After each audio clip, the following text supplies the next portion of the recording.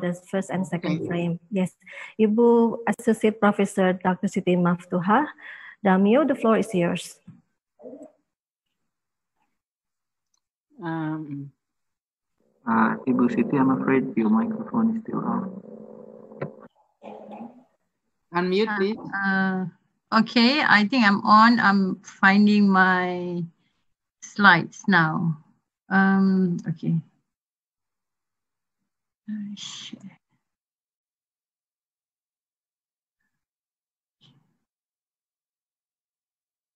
Okay, putting it. Okay. Can you see my slides? Yes, yes. Okay, okay. Thank you very much. Okay. Thank you very much, Ibu Anita, our chairperson for this particular seminar on towards autonomous learning, challenges and opportunities amid COVID-19. Thank you very much to Dr. Nur Hidayanto for inviting me to be one of the speakers for this seminar, and also for initiating the collaboration between UITM and UNY. Thank you to our first speaker, Prof. Fuad, and also to our second speaker, Prof. Sumarsi, okay, for their enlightening in defining what autonomy is all about. Okay, for my topic today, let me just introduce myself. Okay, I'm Associate Professor Dr. Siti Maftuhah Damio. I am from the Faculty of Education, University Technology Mara. I have had the experience of teaching in secondary school for 12 years and then joining the university. So my experience is not just of teaching university students, but also teaching secondary students in our school. Okay, let me go on to my topic, which is on the topic of enabler of learning, what suits us best. Okay, I would just like to start with this particular sentence or quote from Israelites in 2015. And he said that how students, or in this context, is actually we, how we really learn is very mysterious, because at the end of the day, each and every one of us is an individual. We have our own way on how we deal with issues, on how we learn. So when we talk about learning, it is actually something that is mysterious, something that is still a lot that we need to learn. Because if we look at the reality of learning now, to a certain extent, has changed. Okay, so if we look at this particular diagram, okay, this is actually by Julian Stott, and I got this from his blog. Okay, he said that the reality of learning has, to a certain extent, changed a bit. And the first one is actually because the reality of learning now is that it has rapid iteration of approach. Okay, iteration is that, in a sense, that repetition of process. Okay, so nowadays with the development of technology and so on, everything is rapid, everything is very fast. But with this rapid iteration of approach, if we start off by taking it as a strategy, and after that, if we keep on repeating that particular strategy, it can become a skill. And when it is a skill, that will be helpful in our autonomous endeavor. The second thing about the reality of learning is that it has a rapid diversification of technology. You go to the internet, everything is almost there. But the thing is that we need to know, okay, what is the best thing for us? Because the diversity is just too much. It's just a lot. For example, if you take one topic, okay, let's say if we take the topic of even the word autonomy itself, the topic on autonomy, there are many different ways on how the information on autonomy is presented. It could be one, the basic of reading. Okay, we can find articles after articles on autonomy. Or we can also look for audiobook. Or we can go to video, we can go to animation, we can go to gamification, we can go to subtitles. It's a lot, diversified. The information can be presented in many different ways. So the variety is also something that has to be considered when we are talking about the reality of learning. Then, okay, Stott goes on to fragmentation of power. This is something that has been talked about by the two presenters. Okay, in terms of, for example, like the fragmentation means it's actually to a certain extent the breaking of power. Okay, because if we look at historically, okay, if we go into a classroom, the power is more of the teacher rather than the student. But if we look at the reality of learning now, it's breaking because there are this, that's the give and take that we need to consider, because at times we need to consider that the student might have more power than us as the teacher. So there is that consideration for learning, and we have to take into we have to take fragmentation of power into consideration. And the last one is the evolution of knowledge. Okay, the gradual development of knowledge. Okay, to a certain extent, okay, learning is still learning. Neurologically, cognitively, learning is still learning. However, the content of that knowledge is actually now more co-created. And the knowledge nowadays, they are also very dynamic, rapid. They are, to a certain extent, adaptive and also evolutionary, evolution of knowledge. So it is something that is progressing. It is something that can be shared. It is something that is really dynamic. So to a certain extent, if we look at the reality of learning now, it's actually, there's a slight difference of the reality of learning before maybe COVID-19 or before technology has been used a lot in the education system. So let's go to my topic. So I would then suggest that we need to think about the enabler of learning. What is enabler? Enabler is actually something or someone that makes it possible for a particular thing to happen or be done. Okay, something or someone. So it is not something, or it is not just someone, it's actually both. If we want to make enabler of learning to be efficient and effective in our education, we need to take both. We need to take the something and the someone. Okay, and we also need to think about the tangible as well as the intangible, because the tangible, it could be something that, okay, what can we use in order for us to teach in class? The intangible is, to a certain extent, what students actually bring into the classroom. What do we bring into the classroom in terms of our thinking, in terms of our experience, in terms of our knowledge? So those are the connection between the intangible and the tangible makes learning more interesting. So I'm proposing that autonomous learning as an enabler of learning. Okay? So autonomous learning as an enabler is not total there. It's not the only thing, but it is one of them that can actually make learning more purposeful, more successful.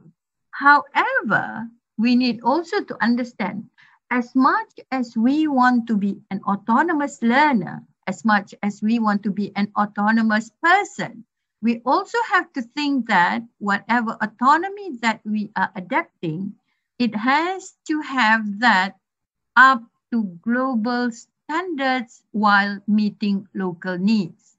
Because at the end of the day, if we think about our student, okay, once they graduate from either from university especially, they are going into the working life. So when we talk about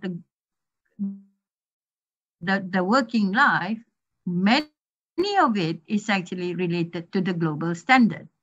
And in fact, our education system has to be at global standard. But if we go into our country's educational philosophy, we also have to meet the local needs. So these two are actually very important. So in order for us to be autonomous, we need to address that. Okay, so now, if we look at what has been mentioned by Professor Fuad Abdul Hamid as well as Professor Suarsi Madya, okay, if we look at it, Prof. Fuad has said that, has covered the issue of the role of the learners and the role of the teachers, whereby there is supposed to be a connection between the two of them in autonomy. And then Prof. Fuad also has talked about the individual and the community, okay? How, in order for you to be autonomy to a certain extent, you're not alone. There are other people around you. There are other people who could actually develop you. So we have to understand also that the word autonomy, the word independent, it doesn't mean that you are on your own, because the surrounding, the community is always there. And then there is also the Western and the Eastern thought. The Western thought, they tend to see autonomy as to be more of a whole, whereas the Eastern thought is more of, there is a bit of, there's more of the individual and there's also a bit of the community. So it's a different perspective, but I think now, due to whatever that is happening now, COVID-19 and so on, this Western and Eastern context, or Western and Eastern thought, they are merging. They are becoming, I mean, the gap is not as wide as before. They are beginning, the gap is beginning to get smaller, and they are beginning to merge in terms of the concept of autonomous learning. Prof. Suarsi has also talked about autonomy in terms of the moral right, that each and every one of us have that moral right to develop autonomy in ourselves, because the concept of autonomy is not only useful in learning a language, but it is actually useful in life as a general. Okay, and Prof. Suarsi also talked about the mental, the virtues, the relations, and the environment, which are all very important in order for us to develop our autonomous learning. And finally, before that, there is also the proactive and reactive autonomy, whereby context and environment, whatever that is surrounding us, is actually very important as well. So that's why I would like to say it again, that when we talk about autonomy or when we talk about independent, okay, we have to have that mind shift as well, that autonomy and independent is not you on your own. The community is there. And the community, I mean, how you define community can be very interesting as well, because the community is like the onion skin. You can have, for example, if we take the community is you. and then the peers, and then the classroom, then the school, and then the district. So it goes on from that. It's the onion skin of what we talk about community. And it's even now, it's even more interesting because when we talk about community, it's actually the internet as well. It's actually the community. Okay, so if we then connect that, the Western and Eastern thought, as what Prof have said, we can actually look at learning and culture. Malaysia, Indonesia, to a certain extent, we share quite a lot of our learning culture. And if we move on to a bigger one, to Asian and also ASEAN, okay? So I would like to get ourselves connected to the concept of berguru, okay? If we go into the Islamic concept of learning, that is the berguru concept. Berguru concept is that when you are learning, you have to have that one teacher, or you have to have that teachers, because originally, if we look at the history of Islamic education, what all the scholars did is actually they went to different locations, they learned from their teachers, and then they formed their own opinion of the particular issue. So they have to have teachers, because when you learn without a teacher, you can get sidetracked. So the berguru concept is actually very important. But to a certain extent, this is actually in contrast to the concept of autonomy. Okay. However, if we look at the definition of a successful education process, it says here that it is founded on a number of consecutive, interrelated, and harmonious process between the practitioner and the recipient. That means we have to have this harmonious process between us and the student. And these are all important. Okay, one of the important of the axis in leading to this process is actually the teacher. So even though we wanted to become autonomy, okay, to a certain extent, we cannot discard the importance of the teacher. Or if we are talking about outside of classroom, we are talking about those who may have knowledge, more knowledge than us. So there is always that. But maybe the definition of people with more knowledge now is different, because people with more knowledge now, it doesn't have to be the physical people. It could be what you can get from the internet, videos and that kind of thing. Okay, so we have to remember that in Islam, and also to a certain extent, okay, the concept of berguru has to be there. And this is actually what I looked at in my thesis when I was doing my PhD. I actually looking at, this is actually my topic, Seeking Malay Trainee English Teachers' Perception of Autonomy in Language Learning. I call it ALL, using Q methodology. So the finding that I got was that one, okay, that is in autonomy, okay, but in this case it's autonomy in language learning, but I'm taking it as a generic concept of autonomy, that in autonomy among Malaysian or among Malay, and to a certain extent I assume Indonesia as well, and Asian and ASEAN as well, there is that concept of interdependence, the we orientation. If we try to ask our students to take the Western concept as a whole concept of autonomy, whereby depending on themselves, they are dependent, they are independent, they are whatever happens, they only depend on themselves. We are going to find it very difficult or challenging to apply that particular concept of autonomy among our students. So that is the first one, the first finding. The second one, I believe that empowerment and flexibility. We have to empower our student. Empower doesn't mean that you give the power to them.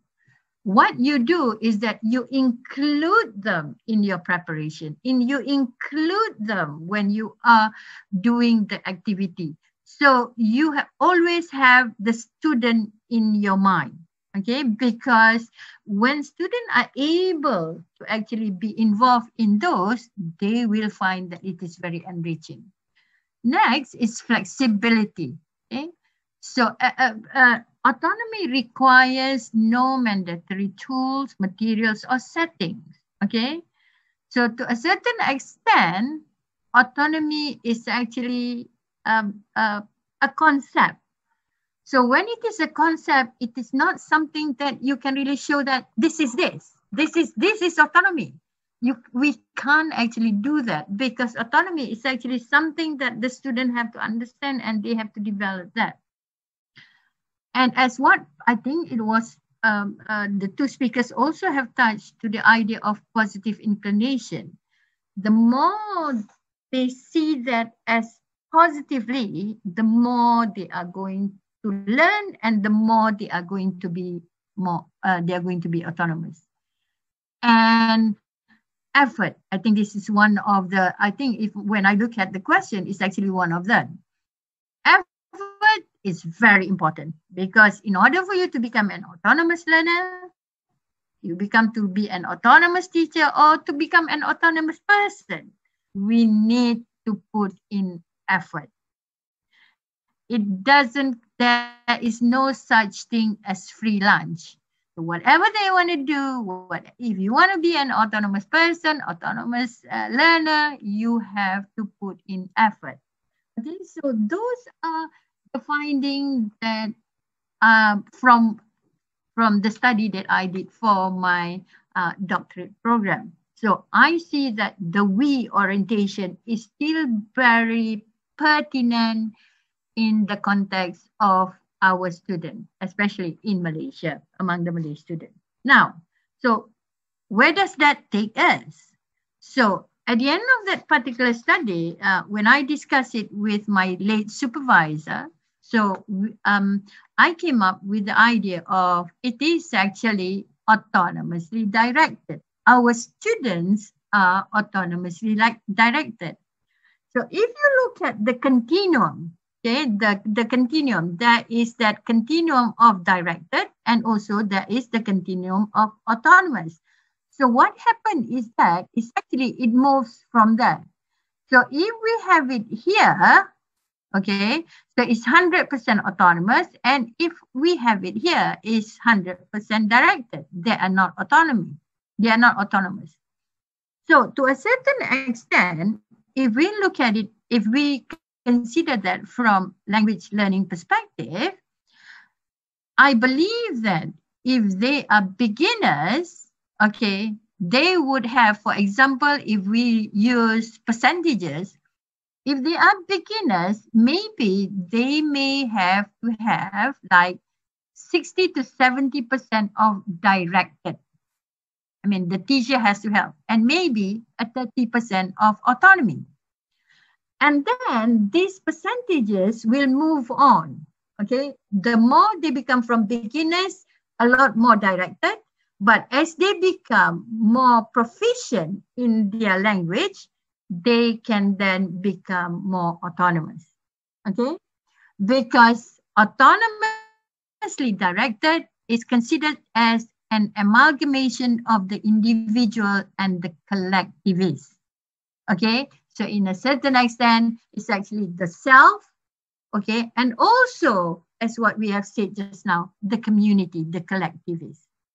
It is not a question of either one is directed or one is autonomous. It is more of the level, how much is directed and how much is of you being autonomous.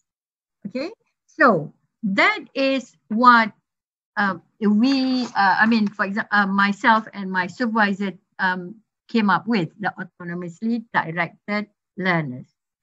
So the question now is more of, okay, autonomously directed in the new norms. How do we actually, what is the beauty of autonomously directed in the new norms? To a certain extent, okay, what this has happened is that what was not possible before is now made possible. Because before, okay, in order for you to be autonomously directed, most of the time you have to depend on the teacher. You have to depend on whatever that is taking place inside the classroom. Whereas now, if you want to be autonomously directed, it is easier to a certain extent because of the availability of the internet. So your community is not just about the teacher. The community has been made to be bigger. You have a lot more choice. If you have any question about what you are facing, you could always post it, okay? There are many platforms that you can post it. So you can actually do it, post it, or ask to your teacher, okay? Or you can also post it using the internet. So it has made it possible for us to have more perspective of whatever issues that we are facing. Because as we said just now, okay, learning is now iterative, diversified, fragmented, and it is evolutionary. So we have to a certain extent, take all this into consideration, okay? However, one of the issues that we really need to ask ourselves, as per my topic, is enabler of learning, what suits us best? Okay, so if we look at that, what suits us best, okay, we can then say that, okay, what to learn, how to learn, with whom to learn, what materials to use, and the control of learning. This actually has been covered by Prof. Fuad. If we go back, if we can actually correlate this particular slide to our first presenter. The first presenter has defined what to learn. So as a learner, if you are an autonomous learner, you should know what is it that you wanted to learn, okay? To a certain extent, if we take into consideration of our university student, most of the time, what to learn is provided to them because at the end of the day, we normally have the syllabus, and the syllabus is actually prepared beforehand, and we have then state there what is it that students have to learn. So to a certain extent, as a teacher, we may have to consider this again. Should we really put forward of what to be learned in that 14 weeks of the semester? Or is it possible for us to ask our student, okay, this is the code, this is a subject, what would you like to add in? Or how would you like to approach, or what would you like to change in the syllabus that we have, in terms of the topic? But we still have to cover whatever that has been planned. It's just that we add in a bit more from the perspective of the student. How to learn it? This is actually very interesting. And this is actually very challenging to all of us. With COVID-19, most things have changed. if before it is highly face-to-face, now it's more of ODL, open and distance learning. Okay, so this is something that if before, for example, people like me, I'm very much comfortable in the face-to-face because I believe that I need to have that interaction with my student.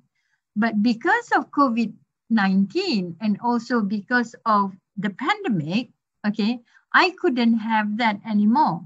What I need to have is to improve my knowledge on the online learning. Okay? That has provided me with some challenges. But by doing that, I was then forced to understand this younger generation or my student on how they actually learn. And interestingly enough, for many of the students who before they wanted to have more of the open and distance learning.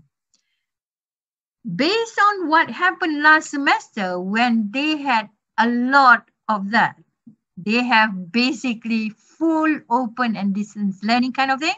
At the end of the semester, some of them said that, Doctor, bila kami boleh balik ke universiti?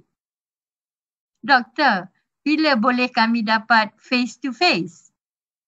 Now, they see the value of face-to-face. So it's actually an interactive learning. They get to learn the value of being face-to-face, and I get to learn about how these people, how this student actually wanted to learn. So how to learn? It is something that needs to be taken into consideration. With whom to learn? Some of us, I mean, the question as well from the audience stating that some students are not interested in learning. Maybe if we could, with whom to learn, maybe what we can do is that maybe if we can have a collaboration, okay? So what we can do, maybe we have a collaboration of between one class in my university and one class from UNY. So we connect them at the beginning, okay? But after that, we let them to become autonomous in a sense that they can then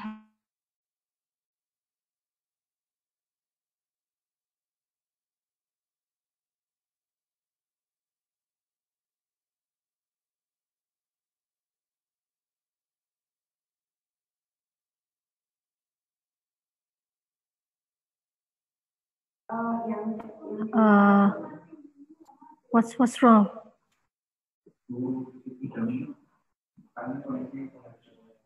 Yeah, it seems that Ibu Siti Maftuhah Damio is losing connections. Yeah.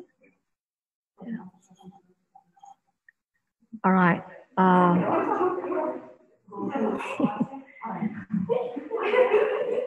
But Ibu Swarsimadia is still here.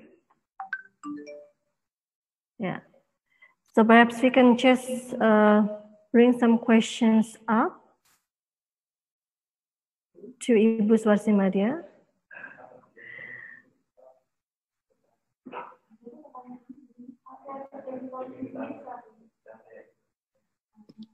Yeah, what did you say, Bu Anita? Yeah, because Ibu Siti Maftuhah is losing the connection. Yeah. Okay. Yeah, so she's not here anymore. We don't know what.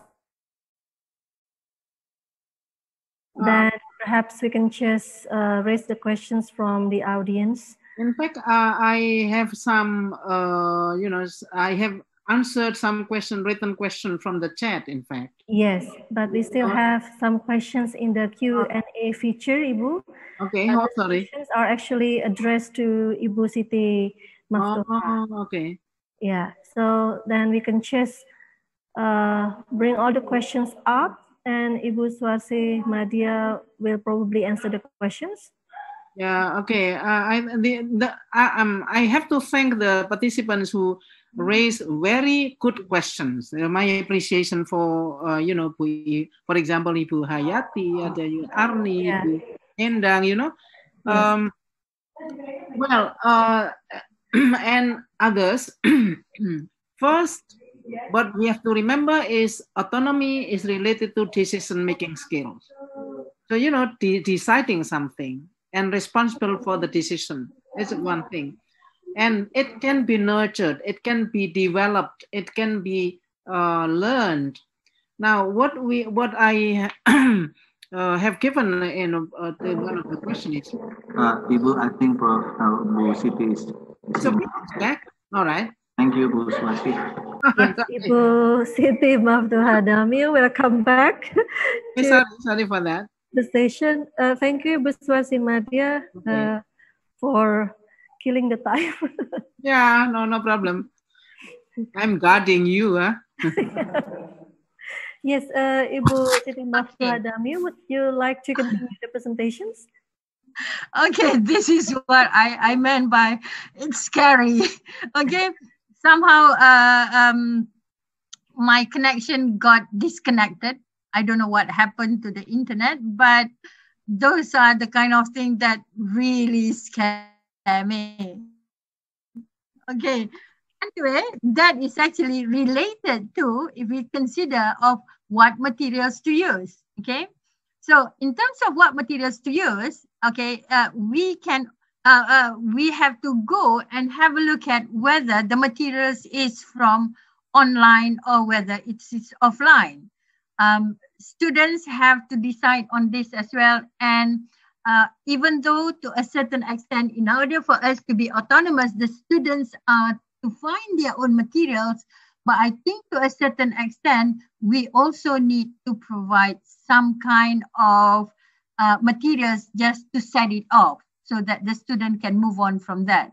Now, in terms of control of learning, this is again, we go back to the power, or to the question of, are we going to empower our student?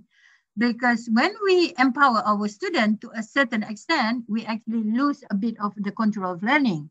The student will have then more of the control of learning. But I think we have to know our student. One is that we need to know our student, because then only we can suit that to the best of our ability in our classroom.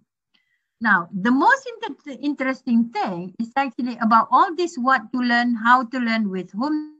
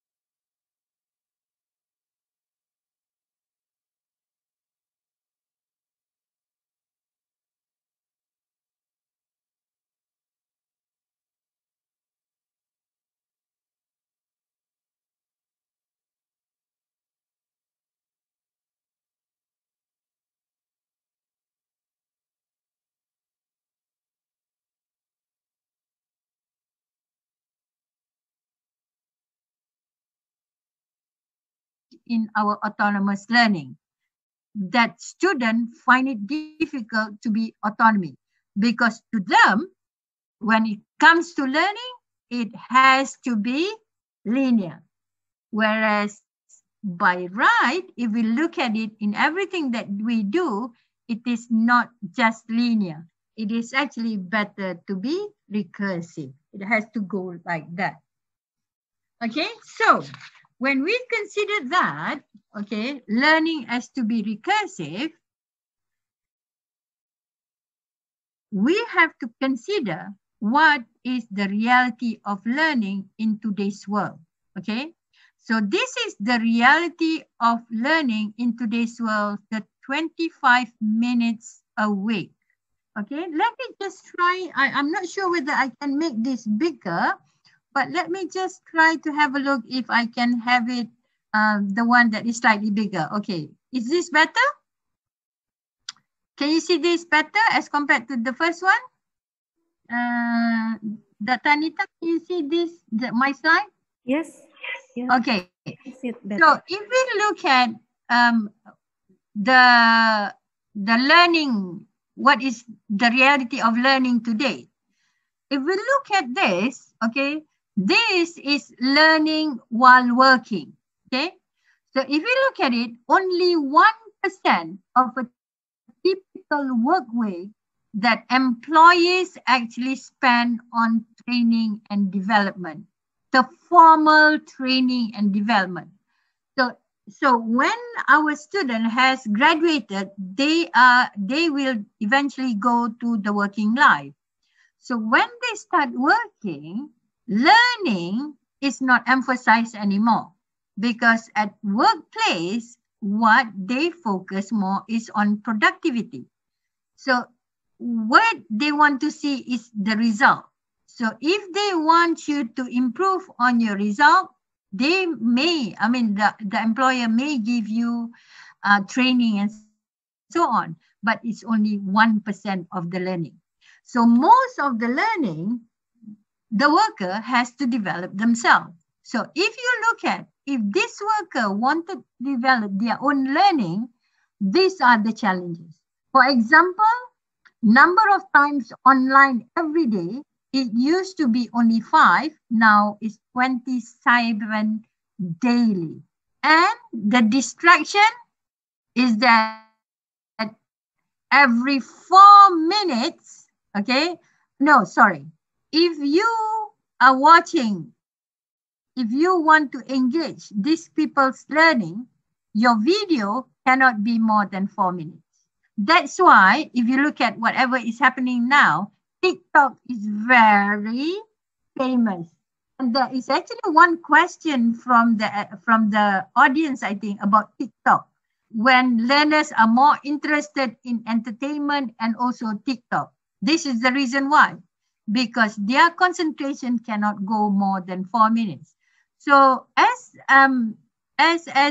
instructor, we might want to take that particular finding that maybe if we are doing it online, we have to have breaks quite often. And then this one, 9 times every hour. People unlock their smartphones up to 9 times every hour.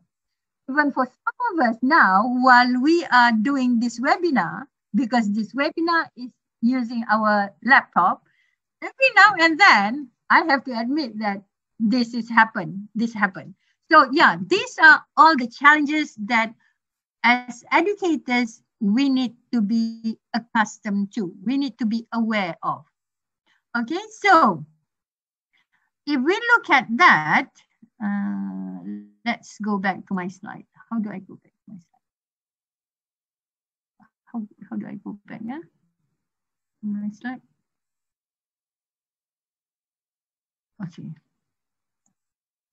Okay, so if we look at this, these are actually all the challenges that, even though it is said here that it's reality of learning, okay, among employees, but we can actually adopt this concept with our students as well. Now, there is so much of ambiguities, there is so much of complexities when we talk about learning and we talk about autonomous learning. Okay, so how do we navigate these complexities and ambiguities in learning? How do we navigate this in autonomous learning? There's a lot, because I would say that it was easier for me when I was learning because I didn't have that many distractions. But now the distraction is just too overwhelming. I had to discipline myself in order for me to stay put and do my work. So how do we then address this, the complexities and ambiguities? One of the concepts that I could see is that in terms of emergent learning, we could use this approach, this emergent learning approach in our learning and also in our autonomous learning. It is actually a powerful process for navigating ambiguity and complexity because emergent learning, it shifts from the mechanistic view to a living system. What it means here, if before we see learning maybe as something that is mechanistic, in order for you to learn how to read, you need to recognize A, B, C first. But a living system would say to you that, okay, if the student is visual, in order for you to teach them, reading might be using A, B, C. But if the student is someone who is auditory, you might want to teach them in terms of the pronunciation. A, E, U. Okay, so it's a living system. So the student consider them as a living system. They are not mechanistic. And then emergent learning focuses on mastery, performance over time, instead of what is it that they are going to achieve at the end of the day. It focuses more on what is it that they're going to achieve in the long run. So if we look at in terms of, for example, for those who are teaching writing, rather than looking at focusing on product-based, we focus on process-based writing, whereby you teach them how to write introduction, body, and conclusion over time. And at the end of it, they understand all those processes and they were then able to come up with a very good essay. And then, because of all these processes actually have that self-reinforcing cycle, because remember, we say that it is actually recursive. So when the students are doing it over time, it is very likely that they are going to master it. So the more they master it, the happier they will be, and they are then would want to learn more. At the end of the day, it is said that emergent solution as getting smarter over time. I think our student will be happy. We will be happy with this particular concept because emergent learning is dealing whatever is happening here and now. And when we solve it, we become smarter over time. Okay, so in terms of emergent learning, this is actually what it involves. Okay, so autonomous learning, it has that certain criteria that we have already seen from the first two presenters. So when we include emergent learning in the autonomous learning, this is what we are going to add, or instead of saying adding, it's actually what we are merging. Okay, emergent learning, we are merging it with autonomous learning. The first is in terms of sense and sense making. Okay, so what we are doing here, sense and sense making, if before we see things as separate, but when we make sense, when we are doing sense and sense making, what we are doing, we are looking at it from a holistic view. We are looking at all these separate things as one and how they are actually interrelated to each other. So we are looking at the relationship. Okay, we are connecting the dots. So sense and sense making, we are using also our senses, our gut feeling. How are all these things interrelated to one another? And then there is that generative conversation. This is actually when you talk about it. Okay, sometimes we talk to ourselves. I do that, okay? Or sometimes we talk to others, sometimes we talk to our friends and so on. But the thing here is that when we do generative conversation, we are trying to come up with solution, or we are trying to come up with something new. So autonomous language learning is actually, again, it's a continuum. It's not so much of just you, but there are others as well. And this is very closely related to collaborating across diversity. If we look at our students, there is the visual learner, there is the auditory learner, there is the kinesthetic learner, all those learners. So they are all diversified. So what we can do is that we can actually ask them to work together in their own way. They are autonomous, but this autonomous individual can work together, because at the end of the day, for whatever issue that is we are facing, there is actually no one right solution. Every solution can be considered, but what we have will be then the best solution. Even that best solution might not be the right solution. So that is collaborate. Now, I would say that of the 6, okay, I would say comfort with uncertainty and ambiguity is, to me, is the most important, because this is something that emergent learning is sort of summarized into. We have to feel comfortable with uncertainty and ambiguity, just like what happened with COVID-19. Suddenly we are thrown into the deep end of the pool. So how do we climb up? How do we do that? We have to be comfortable with whatever that is happening now, address whatever that is happening now, for whatever is the solution that is the best for the time that we are in now. Whether whatever that we are doing now is the best tomorrow, we don't know. But emergent learning is about here, we have to address the issue now, and tomorrow, if it doesn't work, we improve on it. Thinking is more of, okay, so comfort uncertainty, if there is a phrase that I would that we can actually use, is actually like building the plane as we are flying it. If there's any problem, fix it there and then. So that is the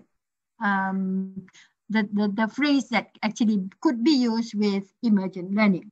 And then there is also the system thinking. This is actually so much so related to sense making, whereby rather than we reducing it to different compartments, we are actually looking at it holistically, very similar to sense making. And the last one is actually reflective practices. I think we have been doing it all along, because with reflective practices, we reflect back. It's just that normally when we reflect back, we tend to look at only, okay, what went good, what went wrong, or what went right and what went wrong. But I would say, I mean, literature has suggested that, as what has been presented by Prof. Suarse, is that we need to add a bit more. We need to add our emotion, the quality, the relationship in our reflective. So all these are actually enablers of emergent learning. Okay, so, and I believe that emergent learning actually can be embedded with autonomous learning, then it makes it even stronger. So as I said at the beginning of my talk, autonomous learning as an enabler of learning, I would say that if we then connect it or embed it with another enabler of learning, which is actually emergent learning, it will help to make our learner stronger. So just to conclude my presentation, okay, I would just say that I would just like to read this. the idea of autonomy is likely to remain complex. If you read the literature on autonomy, it is an evergreen topic that people keep on discussing it, people keep on debating about it. It remains complex as the subjectivity of the concept is multifaceted because it is a very subjective concept. Thus, we have to concord enabler of learning that suits us best because at the end of the day, we know ourselves best. When should we learn on our own? When should we include others? In these times of complexity and ambiguities via emergent learning, where autonomy in learning could still flourish. I think with that, I would like to say thank you and do get in touch. Okay, and this is my email, maftuha@uitm.edu.my and drmaftuha@gmail. Okay, thank you very much. Thank you, Ibu Professor Siti Maftuhah Damio. And then we have quite many questions for you from the audience. Okay. But due to the time limitations, we are going to select 3 or 4 questions only. Okay. Yeah. All right. The first question is from Ibu Endang Nila. Okay. The question is, to what extent the concept of learning, to what extent the concept of learning or learner autonomy is taught in teacher training colleges, both in Indonesia and Malaysia? So this is in Malaysia, definitely. Okay. So yeah. To a certain extent, we don't actually teach them per se, because what we tend to do in our faculty is that we embed them in training of the teachers. And how we embed them is that because when we talk about autonomy in language learning, we actually have to train them. It is not something that comes to them automatically.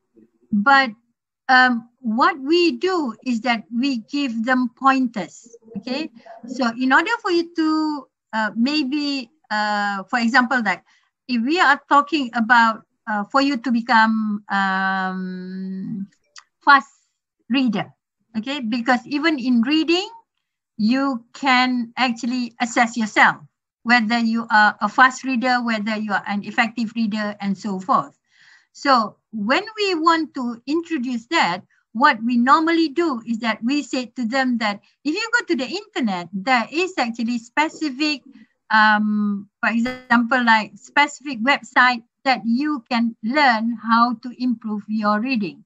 So what we tend to do in our faculty, in order for us to develop our autonomous trainee teachers, or they are going to be teachers in the future, we tend to give them pointers. And believe it or not, the moment you give them pointers, they go back, they do it, and the next time they come and see you, they will tell you, oh, doctor, there is even better website that you can. So it's actually sharing. It's a sharing as what autonomy is all about. It's not just you, but it is actually the community as well. So yes, we do encourage autonomy in language learning in our faculty in UITM, in fact, but it is not formally done inside the classroom. It is more of embedded into the system. Thank you for the answer. And then the next question is from Ibu Nuri Supriyanti. It is interesting to listen to your concept of autonomous learning. Therefore, I would like to ask you to kindly redefine the role of the teacher in your concept. Okay, Ibu Nuri, the role of the teacher. I think if I go back, if we go back to my slide just now, the concept of autonomously directed, okay? We said just now, autonomously directed in that particular concept of autonomy is not linear. It is more of recursive. Okay. So when it is recursive, you really need to know your student. So your role is actually to adapt to your student.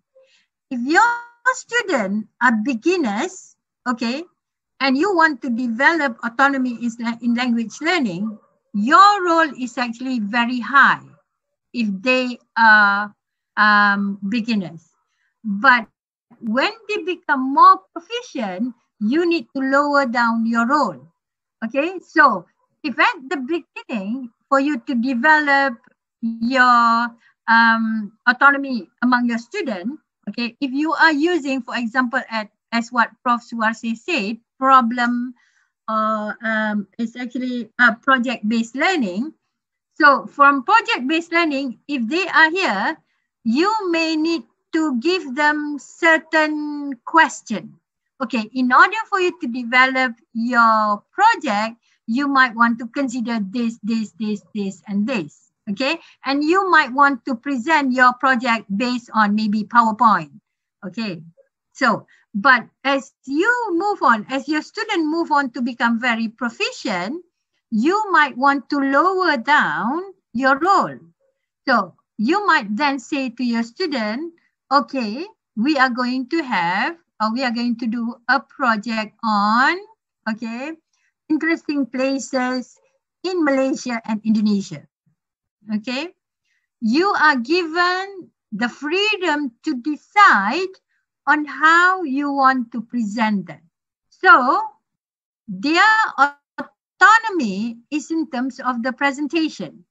So they could present it using videos, they could present it using PowerPoint, they could present it in terms of maybe what pamphlet, but the main thing is that the role of the teacher is that we need to be open to the many different things that students come to us. First thing first is our nawaitu. We need to remember that, and we need to come up with the idea that, okay, if the student come to me with this particular product, I have to be open with that. I cannot just criticize. I have to say that, okay, this is good, but maybe you can improve it by doing that. So the role is not something that is static. It is something that is, it can be tiring, but it can be very nourishing to our soul as well. So teachers, bear with that. Thank you. It's very challenging. Yeah, it is. Yeah. Okay. Thank you for the answer, Ibu Siti Maftuhah. I think we can have one more questions from the audience. Two questions are similar. So they are about teachers' roles, actually, and I believe that you have answered the questions as well. Okay, so another question is this. Autonomous is ongoing process. Can it improve or reduce? Can it be improved or reduced by psychological and environment aspects? How? What should we do to improve it gradually in our class without having face-to-face teaching and learning? Autonomous learning is an ongoing process. Can it be improved or reduced by psychological and environment aspects? Perhaps can it be improved by psychological and environment aspects? Okay, very interesting question, and actually is a challenging question to answer as well, because it is actually related to not so much of face-to-face. To a certain extent, autonomy, as if we go back to the finding that we have just now, it is actually related to effort as well. Okay, so in order for us to remain or to develop our autonomy to a certain extent, we need to keep on working on it. Okay, if we leave it, that means if we don't do it to a certain extent, it can regress rather than going forward. But you can never lose them. It's not a question about whether having it or not having it. It's more of the level, whether it's going forward or it's going backward. Okay, even if it has going backward, but because you have that autonomy skill in you, the moment you engage yourself, the moment you put in effort into that, it will then get back into track. So to a certain extent, when we talk about autonomy, it's something that if we want to look at the sort of anomaly, is if we look at how we ride a bicycle, right? If we know how to ride a bicycle, if for let's say for 10 years you don't ride a bicycle, but if you ride it again, maybe the first 1 or 2 times you won't be able to ride it. But after that, you are going to be able to ride it because you already have that skill. So I would say that autonomy is almost the same. So it can go forward, but at times, if you leave it stagnant, it can go regress for a while. But if you put in effort, then it will go again. So yes, autonomy is very much affected by your psychological state because motivation, psychology, autonomy is very closely to the idea of motivation. And motivation, we have the intrinsic and the extrinsic, we have the society, we have all that. So one of the things is that, as what I think is Prof, I'm not sure, is that the Prof Suarse or Prof Fuad has said that when you go into your class, you have to project that you're happy, that you are pleased to be there with them, that you have all this. So that can actually help your student as well. Thank you. Thank you, Ibu Siti Maftuhah Damio, for the answer. Well, ladies and gentlemen, it seems that we are running out of time, and we have listened to 3 interesting presentations from our esteemed speakers.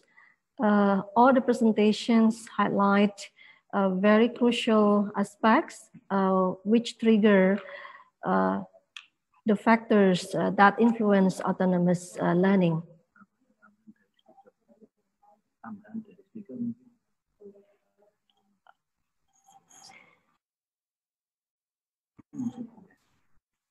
Yeah, it seems that Ibu Swarsi Madya is no longer here. Ibu Swarsi Madya? She's still here, I think. Okay.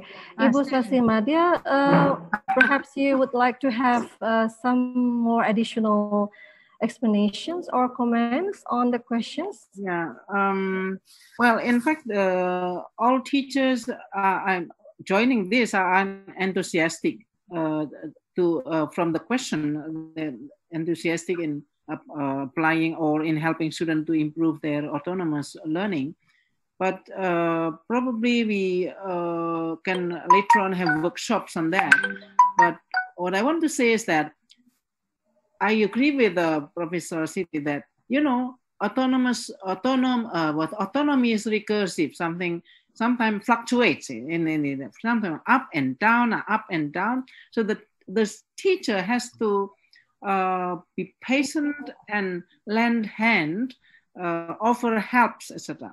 So when the students are beginning to that, the teacher as facilitators should have in the student planning their learning, set the goals, choosing the materials, etc. But let them decide. You, as a resource, you have to show what possible resources can be used. The student will decide which resource will be used. As counselor, when they have difficulty in learning, you have to show the way to learn efficiently, probably through strategy learning strategies training, etc. So, you know, it's optimistic. We can do that. Remember, decision making is the key of that, and responsibility. So responsible decision is the key to autonomy. That is I think my statement, and I'm optimistic if the teachers are committed to helping the students in that patiently, they will eventually get there. Thank you. Yes, a very interesting point. Teachers' commitments. Yeah, teachers' commitment. Yes, yeah, teachers' commitments. And teacher educators' commitment too. Yes. Yes. There's one interesting point actually about teachers' proficiency, how teachers' proficiency influences autonomy. What do you think about that? No. I don't think autonomous learning is determined by proficiency. Now, when you are, you know, I remember when I was still a student, I couldn't speak English, but I could decide what, you know, how how many hours I would read. That is my autonomy, but I couldn't speak English. So I think autonomy and proficiency is not, it's not always related. So autonomy is a bigger concept. We'll go through all aspects of life. Then autonomy is applied in language learning. That's one thing. So when you are doing autonomous learning using English, of course, proficiency will help. But if not, then you can learn together how to improve proficiency by helping each other. By, I think what is interestingly stated that, teachers and students are all learners. So the teachers themselves have to show that they can assess their own proficiency. If they feel that their proficiency is still low, they have to show that they are willing to learn, to make extra miles, to go beyond, so that they also improve. That is one example of learning autonomy. So the teacher also has to improve the learning autonomy in improving their English, and at the same time, they're helping the student to improve their autonomy. So as Ibu Maftuhah has, sorry if I, Ibu Damio, yeah, if I wrongly pronounced your name, but it's a very complex concept, notion, and the development fluctuates. It can fluctuate up and down, etc., etc. It's like our motivation. Sometimes we lose motivation. We have to, if we have emotional intelligence, we can, recover our motivation, and like autonomy, like that. I think it's very important to do that. But I propose that this workshop, this webinar is not the first and the end. We can set up or make a plan to have another which is more practical for teachers, for example. This is another concept. Then the practical through workshops, and they can see how to plan to help the students in improving their learning autonomy. That's my idea. Thank you. Thank you, Ibu Swarsimadia. Before we end these sessions, Ibu Siti Maftuhah Damio, would you like to have final comments? Okay. Is it okay? I would just like to conclude in a sense that autonomy is actually something that is very valuable for students to actually, if we say learn, or for students to be able to do, because autonomy is something that is there for life. If you are autonomous, you are likely to be able to solve any problem that comes around your way, be it language, be it life, because when you are autonomous, it means that you know how to go about solving the problem. And also, I would also like to emphasize that we need to demystify the concept of autonomy, because many of us feel that or think that autonomy is on our own. Autonomy is about us. Whereas in this juncture, at this juncture, autonomy is not so much of me on our own. Autonomy is more of me knowing when I should be on my own and when I should be asking direction, asking help from the others surrounding me. And with the advancement of technology, that is even made better because you have the whole world to ask your question to. Thank you.